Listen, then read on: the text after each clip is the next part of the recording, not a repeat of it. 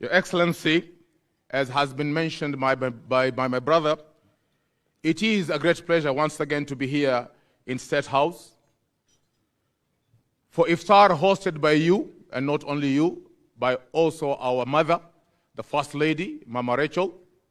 We thank you very much that this is the second time in your second year of presidency that you have hosted us to break fast in this holy month of Ramadan. Your Excellency, the breaking of fast, Iftar, symbolizes unity and communal bond as families and communities come together to share meals and prayers.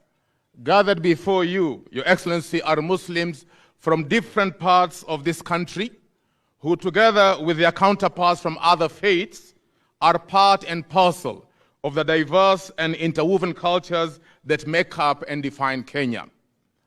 My brother Hassan Olenado has actually preceded me in thanking you for keeping your promise about the consulate in Jeddah, and also for the first time in the history of Kenya, the government has embarked on a food distribution program in this holy month of Ramadan so that those who do not have may also break their fast in this holy month of Ramadan. He mentioned about the waiver of tax on dates. And last time, Your Excellency, I complained to you. But let me assure you that this time, the waiver was made in good time.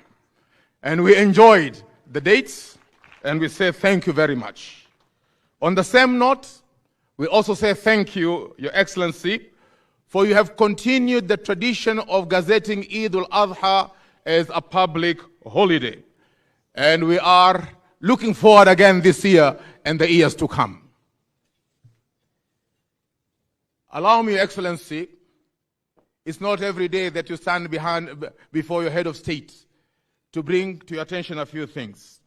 Your Excellency, through the Hustler Fund in the last 2 years, close to 50 billion shillings have been disbursed to beneficiaries to positively impact on the economic progress of millions of Kenya.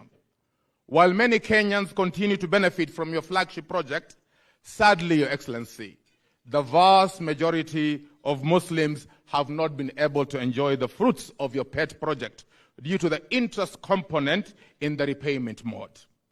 As you are aware, Your Excellency, Muslims are forbidden to engage in interest-based transactions, and many, out of adherence to their faith, have kept away from the Hustlers Fund, which could have otherwise also empowered them economically like other Kenyans. Mr. President, I humbly make an appeal to you for an alternative Sharia-compliant mechanism in the Hustler Fund to see to it Muslims also enjoy and benefit from it. We also make an appeal, Your Excellency, for the issuing of Sharia-compliant government monetary instruments for both retail and institutional investors. This will not only go a long way in achieving financial inclusion, but also provide the government with opportunity to tap into local funds to finance its development agenda. I assure Your Excellency, you have Islamic experts in this country who can help actualize this. Last year, Your Excellency, I made an appeal on behalf of the Nubian community. And I wish to express their appreciation for the establishment of the task force on the operationalization of the affordable housing project for the Kibra Nubian land. The project was the result of a follow-up on the specific matter for the Nubian community, which was presented to you, as I said. Your Excellency, the task force has completed its work in November last year, and its report with a blueprint and master plan was endorsed by the community, which supported the initiative for the redevelopment of the 200 acres of Nubian land for better housing development. This report is due for presentation to the appointing authority. However, there have been some legal hurdles, which I know you're aware, and the Muslim leadership are working to address these issues to enable the committee to move forward on this project. On the matter of the recognition, the Muslim leadership appreciates the pledge you gave again last year to give them due recognition. The leadership is taking the initiative with the Nubian community countrywide, where they will engage the government to have the process of finalizing and formalizing to facilitate your presidential assent so that they are recognized as a tribe in Kenya. Again, Your Excellency, I wish to reiterate our appreciation to the stoppage of extrajudicial killings in this country. Allow me, Your Excellency, to draw your attention on the pending issue of the Wakf Commission. In July last year, the Attorney General appointed members of the selection panel, whose mandate is to nominate members of the Commission. 5 eminent personalities from the community were appointed to kickstart the process. However, Your Excellency, more than 8 months down the line, there has been silence from the Office of the Attorney General on the roadmap for the committee.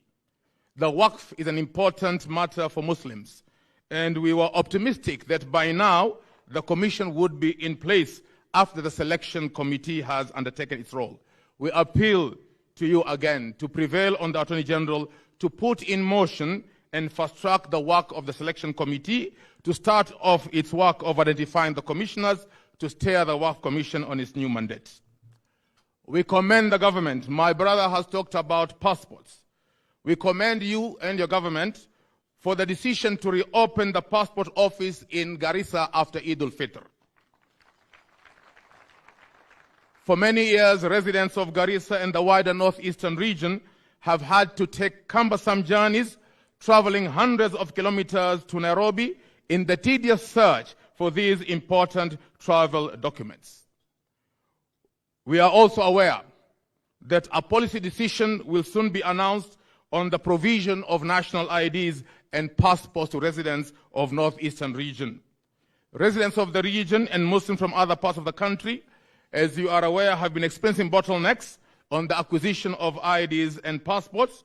While these documents are a constitutional right for all Kenyans, for Muslims, they remain largely a luxury due to the rigorous process in obtaining them. During the last Iftar dinner last year, here at State House, you made it clear that all Kenyans applying for national IDs will be subjected to the same policy, regardless of their faith or background. Mr. President, as it is evident here in this gathering, Muslims hail from all parts of the country, and in all these areas, the same cries of discrimination continue to be heard from ID and passport applicants. We again implore you to see to it that Muslims across the breadth of this country go through the same procedures like other Kenyans and are not discriminated against. Your Excellency, on the matter of Muslim students, we again implore your intervention on the deliberate policy of discrimination imposed on Muslim students in many educational establishments, specifically in public schools.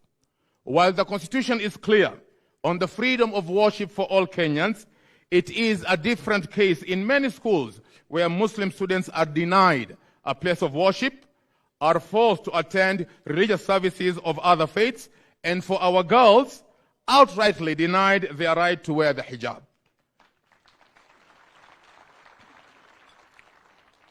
The Education Ministry is fully aware of this problem, and while it has issued several circulars to schools to end this practice, we need them to be more forceful to ensure that this is implemented.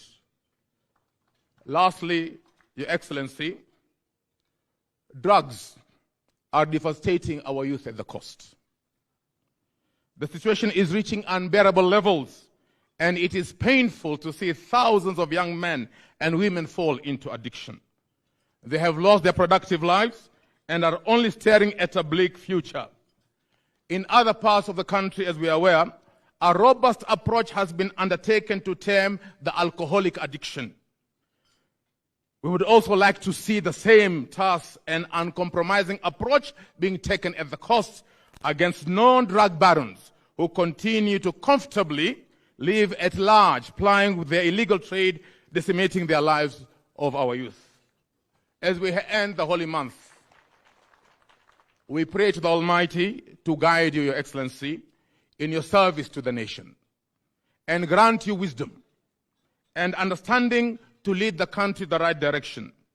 We beseech the Creator to bestow on you the ability and insight to ensure that peace, unity, harmony continue to prevail in this country.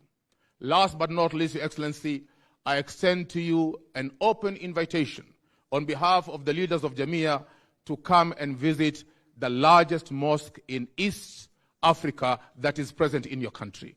Thank you very much. May Allah bless us all and bless Kenya.